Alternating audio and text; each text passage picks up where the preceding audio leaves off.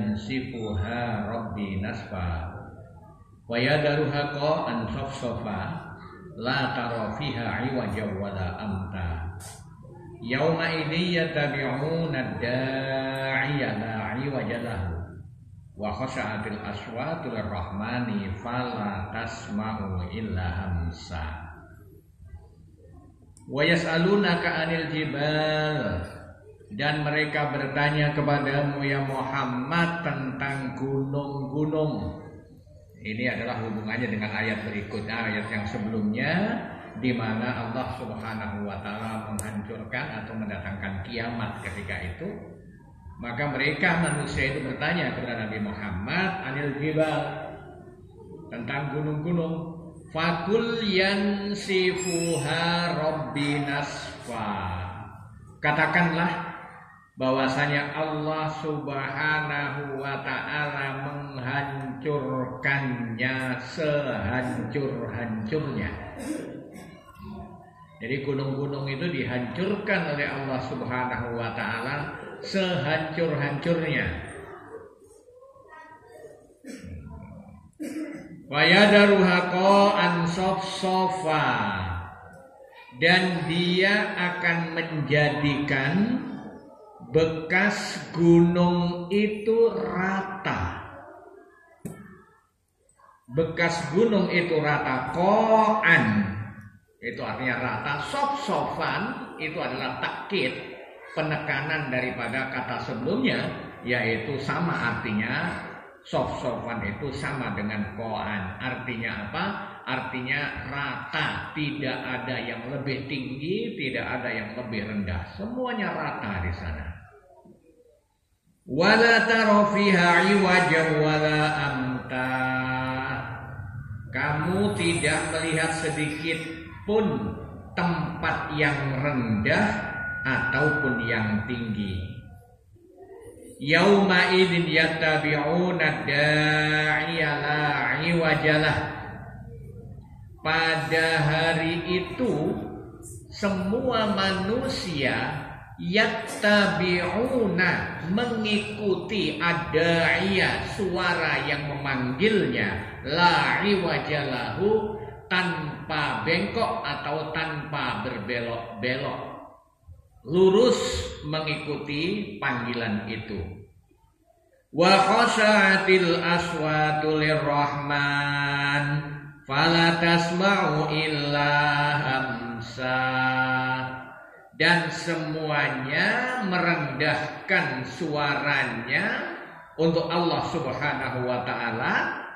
Fala tasma'u illa hamsa, engkau tidak mendengarkan apa-apa ketika itu kecuali hanya suara bisikan saja.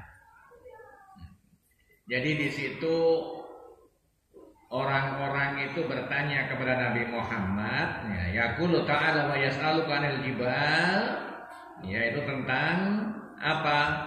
Tentang gunung-gunung. Karena kita melihat gunung amat kokoh seperti itu. Kita lihat gunung-gunung besar, bebatuan di dalamnya, di atasnya tumbuh-tumbuhan dan lain sebagainya, kokoh sekali, seakan-akan gak akan runtuh itu. Sehingga ditanyakan bagaimana dengan gunung-gunung itu, maka Allah Subhanahu wa taala menyatakan, wahai Muhammad, jawablah, sesungguhnya gunung-gunung itu akan dihancurkan oleh Allah Subhanahu wa taala sehancur-hancurnya. Kita bayangkan ketika terjadi erupsi yang masih hanya sebagian saja itu yang digelontorkan oleh Allah, manusia sudah mengalami kebingungan. Ada longsor, ada banjir lahar dan lain sebagainya, itu sudah bingung manusia. Baru pasirnya itu manusia sudah bingung. Bagaimana kalau gunung yang sebegitu besarnya diratakan oleh Allah Subhanahu wa taala? Apa jadinya daerah kita? Semuanya rata. Ya, semuanya rata di situ. Yansifuha rabbi nasfa wa yadaruha qa'an safsafa, Dan Allah meninggalkan mereka itu, yaitu gunung-gunung tadi itu, rata tanpa ada yang lebih tinggi dan tanpa ada yang lebih rendah. Ada yang mengartikan di situ tidak ada tumbuh-tumbuhan di dalamnya sama sekali. Ya sama saja. Arti yang pertama yang lebih kuat daripada arti yang kedua, walaupun itu adalah sama saja artinya. Jadi nggak ada tumbuh-tumbuhan ketika itu. Bisaton wahidan, terbentang. Bisat itu dibentangkan. Bisatun itu adalah karpet atau yang dibentangkan, itu namanya bisatun. Wal qa'wa al musamma minal ardi fala tara fiha aywaja wala amta ay la tara fil ardi yauma idzin wadiyan wala rabiyan. Artinya kamu pada hari itu tidak melihat mana gundukan-gundukan ataupun cekungan-cekungan tidak kamu dapatkan lagi. Jadi nggak ada bukit, nggak ada gumukan, nggak ada lembah, nggak ada jurang, nggak ada sungai, semuanya rata semuanya. Masya Allah, tidak bisa kita membayangkan hal seperti itu.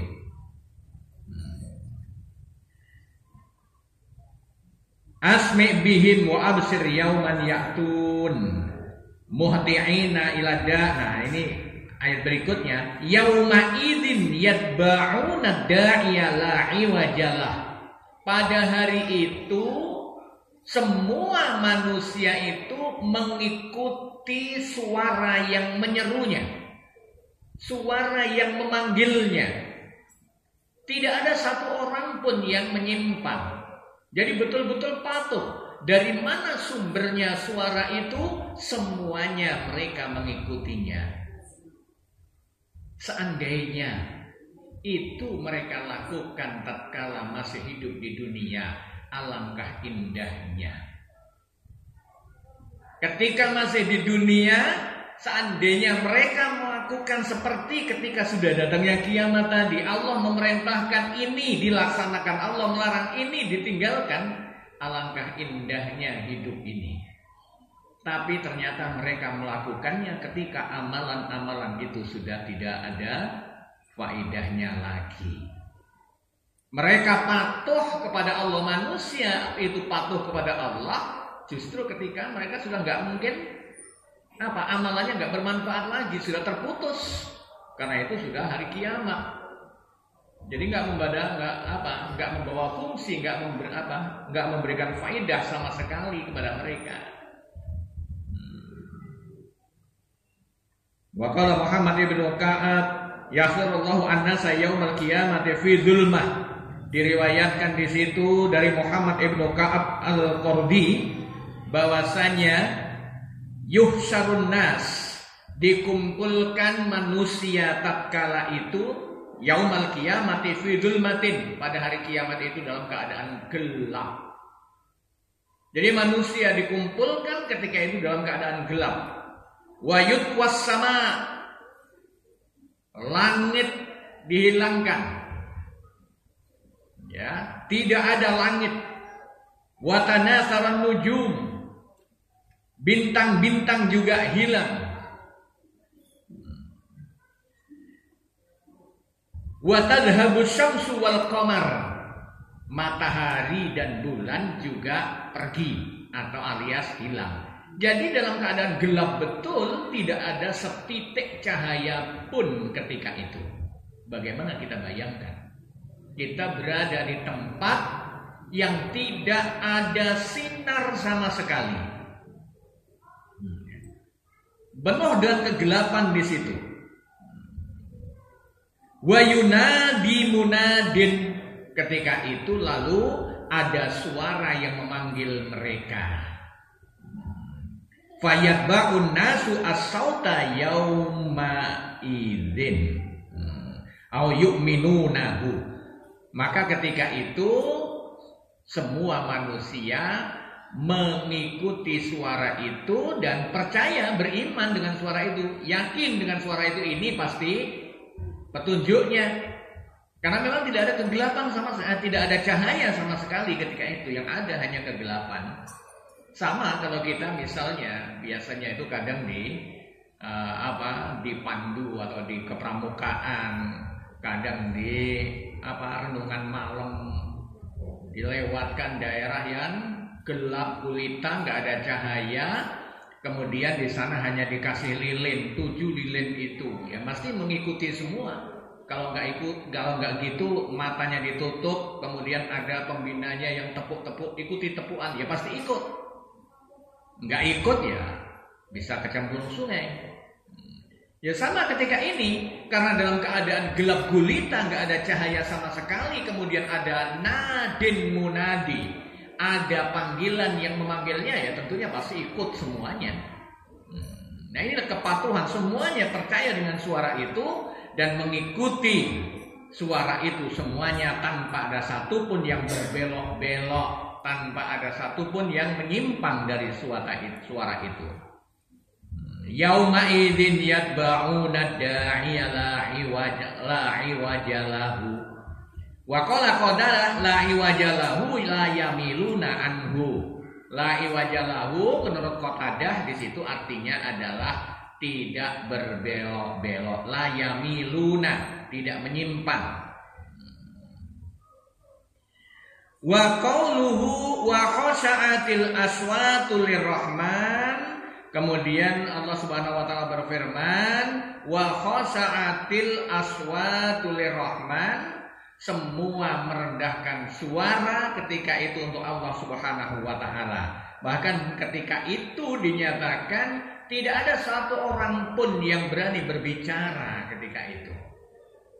Tidak ada satu orang pun yang berani berbicara. Mereka semuanya tertunduk, ketakutan. Kalau berikutnya disebutkan ilhamsa, kecuali hanya bisikan, di situ artinya ketika mereka terpaksa berbicara, harus berbicara, maka bicaranya yang terdengar hanyalah bisikan-bisikan saja.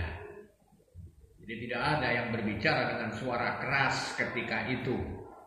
Fala tusma'u illa hamsa. Jadi hanya bisikan saja yang didengarkan ketika itu. Yang terdengar hanya apa? Dalam hadis Rasul dinyatakan wasarahu wawatu al-aqdam. Yang terkenal hanya apa? Suara gesekan kaki dengan tanah. Itu yang terdengar. Waqad jama'a Sa'id kalamul qaulaini wa huwa muhtamalun amma wata al-aqdam fal murad sa'yun nasi ilal mahsar. Artinya yang dimaksud dengan gesekan kaki dengan tanah tadi adalah ketika manusia berjalan menuju mahsyar. Mahsyar itu adalah tempat dikumpulkan. Hasyara, tempat dikumpulkan. Ismul makan, yaitu nama tempat, dari kata-kata hasyara, yaitu mahsyar, tempat dikumpulkannya manusia kelak.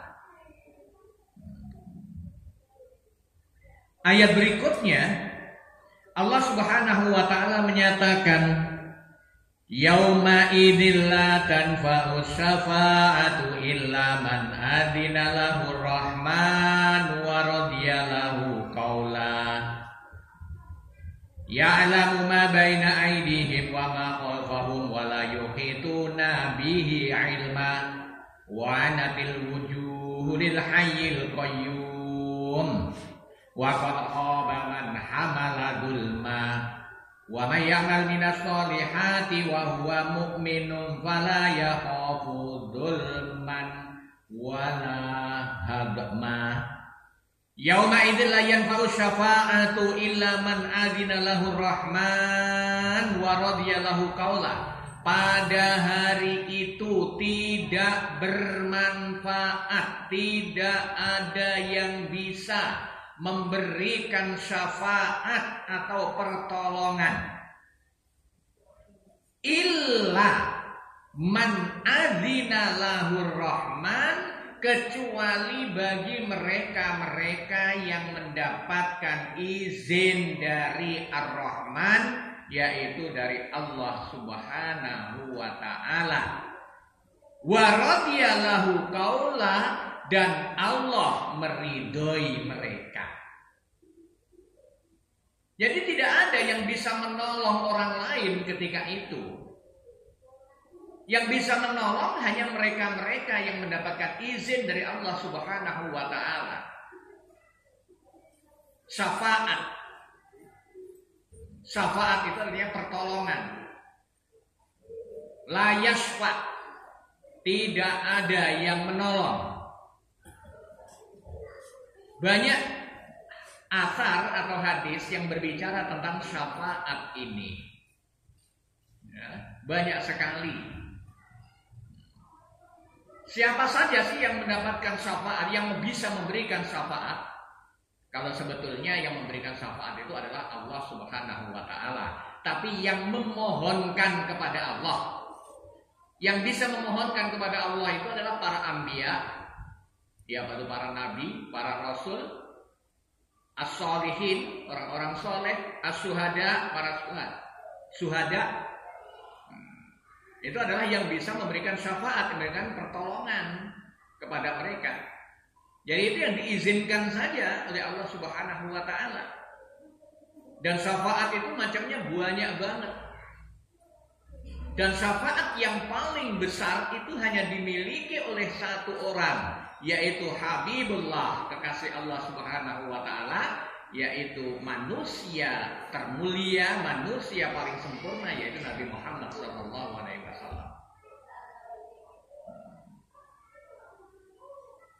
Dalam sebuah hadis dinyatakan, insya Allah dulu pernah kami menyampaikan ini, bahwasanya ketika hari kiamat itu manusia,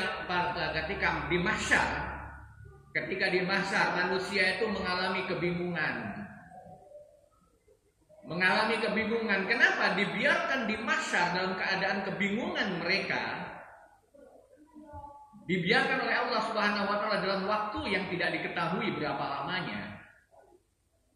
Dengan keadaan masing-masing sesuai dengan amalan-amalan mereka. Maka dalam riwayat tersebut ada orang yang hampir tenggelam oleh keringatnya sendiri. Dikarenakan apa? Matahari yang amat sangat rendah sekali. Akhirnya mereka mengalami kebingungan, akhirnya berangkatlah mereka menuju bapak manusia, yaitu manusia pertama, Nabi Adam alaihi salam. Datang ke Nabi Adam, wahai Adam, mintalah kepada Allah Subhanahu wa taala, engkau adalah bapak kami semuanya. Engkau adalah manusia pertama, kita semua adalah keturunanmu, dan engkau yang diciptakan langsung oleh Allah Subhanahu wa taala dari tanah. Mintalah kepada Allah Subhanahu wa taala agar supaya mempercepat penghitungan kami. Apa jawab Nabi Adam ketika itu? Saya nggak bisa melakukan itu. Sana minta kepada Nuh. Ayah datang kepada Nuh, jawabannya Nuh sama. Minta kepada Ibrahim, sampai akhirnya kepada Isa alaihissalam, jawabannya Nabi Isa juga nggak bisa, saya nggak bisa. Yang bisa hanya Muhammad, minta sama Muhammad sana. Akhirnya mereka minta kepada Nabi Muhammad SAW, maka Nabi Muhammad datang kepada Allah Subhanahu wa taala. Datang kepada Allah Subhanahu wa taala, dinyatakan dalam hadis yang lainnya, Rasulullah SAW bersabda, "Inni tahtal arsy." Ati tahtal arsy. Aku datang ke bawah arsy. Al-arsy itu adalah singgasana Allah Subhanahu wa taala. Wa akhirru lillahi sajidan. Aku datang ke bawah arsy-nya sambil menyungkurkan diriku sujud kepada Allah Subhanahu wa taala. Meminta kepada Allah Subhanahu wa taala. Wa yaftahu alayya bimahamida la ahsihal an, Dan ketika itu Allah Subhanahu wa taala mengajariku dengan berbagai macam pujian-pujian yang gak bisa aku sebutkan sekarang. Karena banyaknya pujian-pujian itu. Fayada'uni masya'allahu ayyada'ani. Dan Allah membiarkanku selama waktu yang dikehendaki oleh Allah Subhanahu wa taala meninggalkanku. Artinya membiarkan Allah Subhanahu wa taala membiarkan Nabi Muhammad di situ tersungkur sujud kepada Allah dan diajari pujian-pujian yang begitu banyaknya dan dibiarkan di situ Nabi Muhammad. Summa yaqul, lalu kemudian Allah Subhanahu wa taala berfirman, ya Muhammad irfa' ra'saka. Ya Muhammad, angkat kepalamu. Wa kul yusma' wasfa tusfa. Katakan wahai Muhammad apa yang ingin kamu katakan, niscaya akan didengarkan apa yang kamu katakan itu.